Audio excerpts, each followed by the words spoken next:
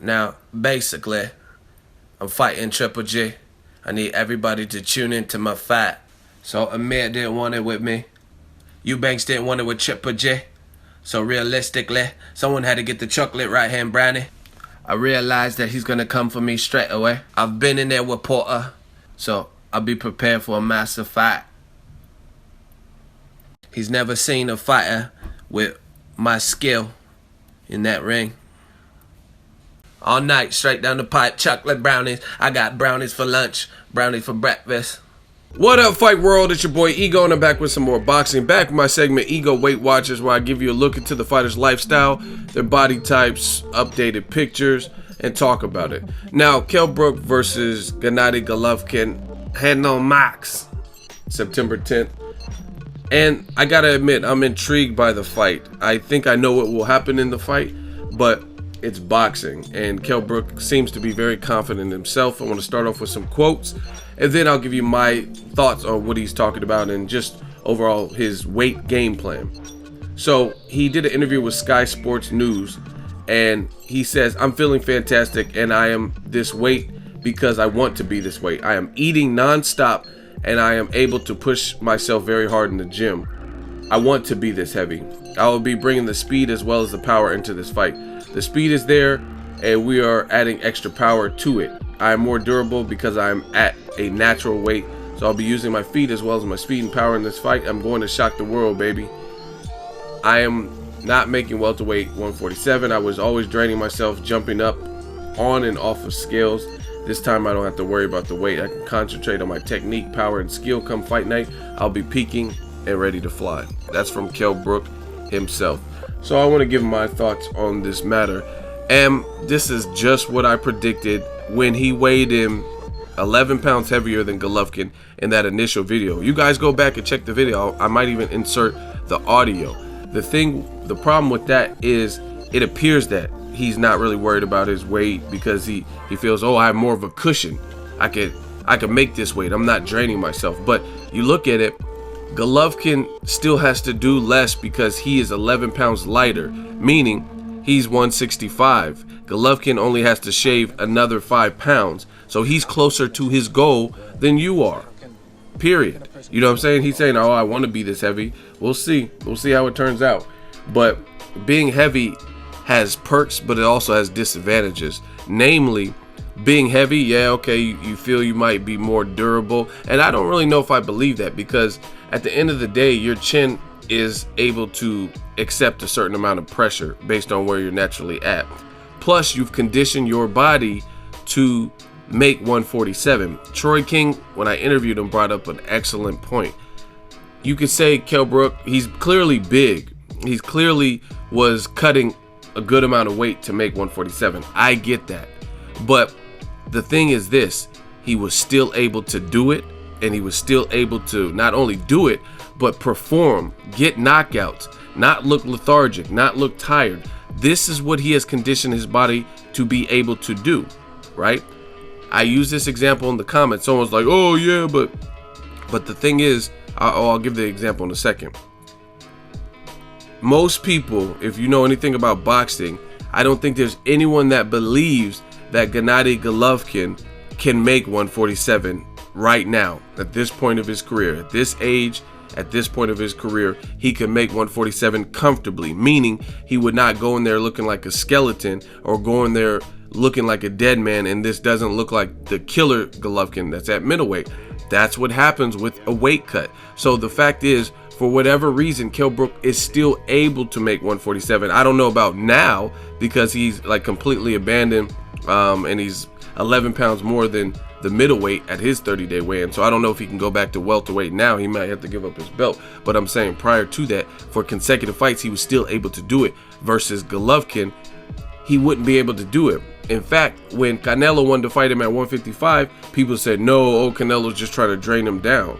So if 155, if most people are smart enough to realize that Golovkin may not be able to perform the same, and that's unfair for him to have to lose an extra 5 pounds, then what do you think would happen going from 160 to 147? He would not be able to manage it. His body would reject that idea, and he would probably look like shit at 147 because he's too naturally big, versus Kell Brook was still able to make it. So good luck to Kell Brook. I like a good underdog story. I like Kell Brook a lot, but I still have doubts and questions, and I'm sure I'm not the only one with this whole added weight. Like, just, you could be as bulky, bulk season and all that as you want, but that doesn't change how much pressure your chin's going to be able to take. Your chin is going to be God-given. People are born with it or they're not, right? And like, you look at like a guy like Brandon Rios, he's never been stopped to the chin. He's never been stopped with the headshot. Pause. He's got stopped to the body because he was out of shape, which is, you know what I mean, obviously a good plan on behalf of Tim Bradley. But as he moved up in weight, 35, 40, 47, Pacquiao didn't even stop him, right? So clearly the man has a chin, because as he moved up in weight, he's never been stopped. Same thing with Shane Mosley. And you could argue that Anthony Mundine quit on the stool thing, the back spasms couldn't continue. But the point being, he's never been stopped with the headshot. So as Shane Mosley clearly has a chin, he's been in there with Mayweather, he's been in there with Canelo, he's been in there with Pacquiao, he's been in there with a ton of top level guys, Oscar De La Hoya twice, and Kaladi, Cotto. None of them guys stopped him. So a guy who was fighting at 35 moved up to 40, 47, 54, and he hasn't been stopped, right? You see a pattern. Not that Kell Brook has been stopped, but I'm just saying your chin is going to be your chin despite bulking up. And sometimes, I'm telling you guys, you could believe whatever you want. Sometimes it's really a gamble. I'm not saying Kell Brook. I think Kell Brook could make it interesting. That's why I'm going to definitely tune in. I think he could make it interesting for a round, maybe even expose some things. I just don't see him winning. And this is the thing. It's always going to be a gamble when one fighter's playing with their weight. Kell Brook is he's not a spring chicken. Like, he's not old, but he's not in his young 20s or something like Canelo. The younger you are, the easier it is to fluctuate your mass and your weight and stuff like that. And the thing is this, when it comes to Kell Brook, he's fluctuating his weight and going against the grain of what he's been doing for X amount of fights, which is making welterweight. Now he's disregarding his weight, saying, oh, I want to be this heavy, I'm coming in this heavy. So sparring is sparring. The training camp and jump roping, that's different. When you're in there getting punched by a known notorious power puncher, that's when we'll ultimately see. And we don't know how his body will react to that. It's no different than, the body is a very complex and smart machine. It's no different than, and I gave this example in the comment section that I was talking about earlier. It's no different than an alcoholic, right? An alcoholic can drink 14 beers a day, 4 shots of vodka, and that is unnatural. Just like, let's say Kell Brook making 147 is unnatural, hypothetically, right? Let's say that he was doing a lot to make it. But the fact is, if you condition your body to do that, right? You condition your body to be able to consume that much alcohol, to take coke or heroin or whatever. You condition your body to be able to accept and handle that, right? And then you strip that away and do something that is the opposite.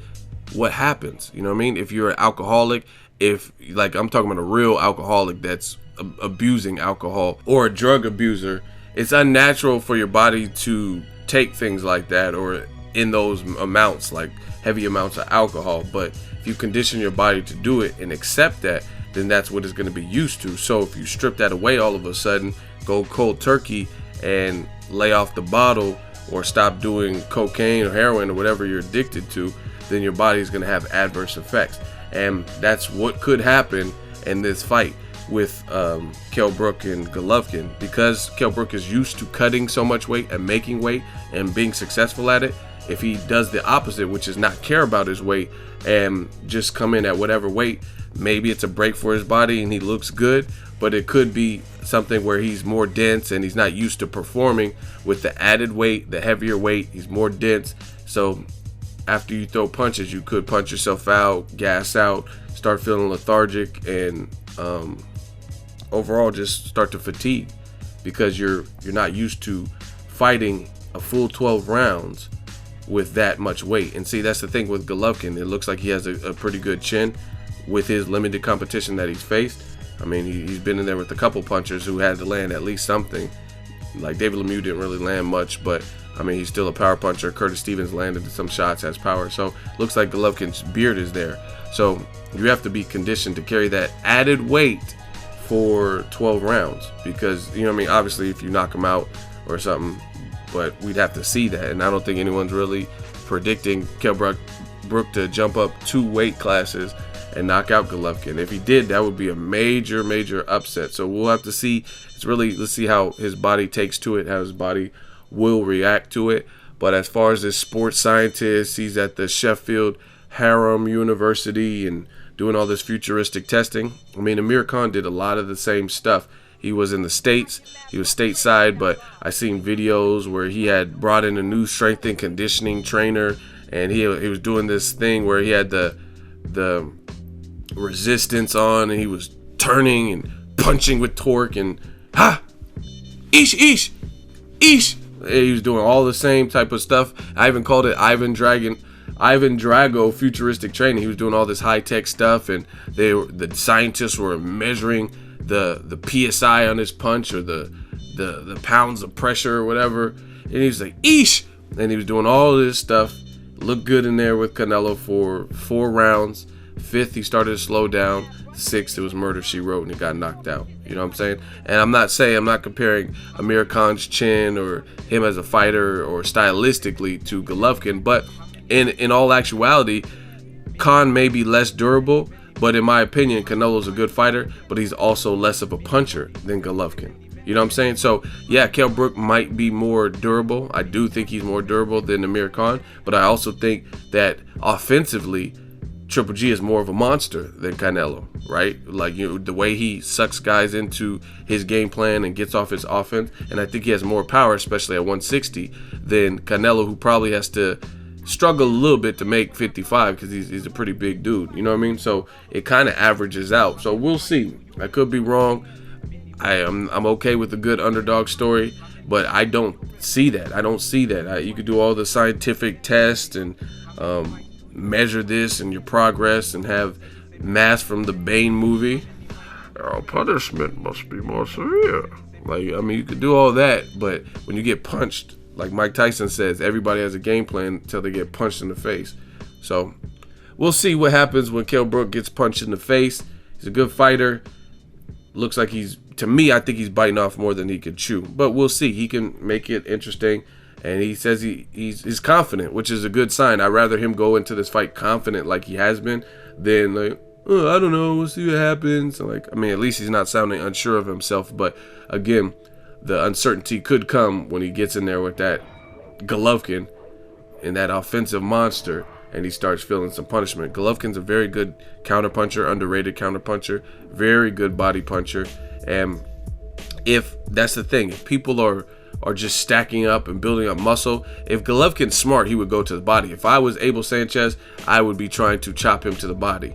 I would chop the hell out of Brook's body, because the body is the ultimate lie detector test. You know what I mean? You could fake all this other stuff and you could look like buff and bulked out. You can have a shitty training camp and look like good shape. That body is going to be the lie detector test. You're going to see what really happened in a training camp. So if Kell Brook's doing what he said and he's merely eating up to the weight or trying to come in super heavy to think that's going to be an added advantage, and he didn't do it the right way, we'll be able to see through that body attack. And Golovkin has a good body attack. So we'll see. This is just me talking, just my opinions. You guys let me know what you think of Kell Brook and him adding weight. Again, when you're dealing with weight, you never know how each individual person is going to react to the added weight gain, things like that. If he was really killing himself and it was just that hard, maybe we'll see an improved, sharper Kell Brook and durable, things of that sort. But I do think there's a higher potential for adverse effects, because you're going in with the bigger guy who can crack, and you're doing something radical that your body hasn't used to. So we'll see if it has a positive or a negative effect come September 10th. That is the ultimate judgment day to see what is what. But I think focusing merely on like coming in heavy, maybe it's a game plan that they feel would work because other people, because I do believe to have success against Golovkin, you got to get him to respect you. You know what I mean? And to really get him to respect you, you have to back him up. So maybe it'll pay off for Kell Brook. I'm not sure, but I do see the troubles that lie with trying to come in super heavy and things like that. You may not be as light on your feet. You may feel heavy and you just can't really get off. Like you look at, and I'm not comparing Kell Brook to Glenn Tapia, but Glenn Tapia versus David Lemieux. Glenn Tapia, that's probably the worst I've seen. He looked pretty fresh in those early rounds versus James Kirkland, but he also went up in weight, only one division, and he said he just couldn't get off. He felt sluggish. He was also on a long layoff, so maybe that's just him individually, but everybody thought we'd see a fresher Glenn Tapia, and to me, Glenn Tapia looked better versus Kirkland than he did versus Lemieux, right? And that was supposed to give his body a break because he was struggling to make 154 and moving up to 160. So he's like, oh, this is going to be improved me, you know what I mean? And you quickly realize, especially when a guy can crack like David Lemieux or Gennady Golovkin, and you're moving up to their weight class, and that's your first fight in their weight class, and they start chopping you, maybe that's another reason why it's harder to get off with your shots, because you might be in a defensive posture because they're unloading heavy shots and you feel the difference. Trust me, I talk to fighters all the time. You move up in weight, you'll feel a difference. Look at Broner. Broner was a monster at 35. Gavin Reese and all these other guys, they were no match for him, like power-wise. They didn't really get too much of his respect. The Jason Litzows, the guys at Escobedo and stuff at 130. When he moved up to 47, 2 weight classes, he struggled with Paulie Malignaggi and won a split decision, right?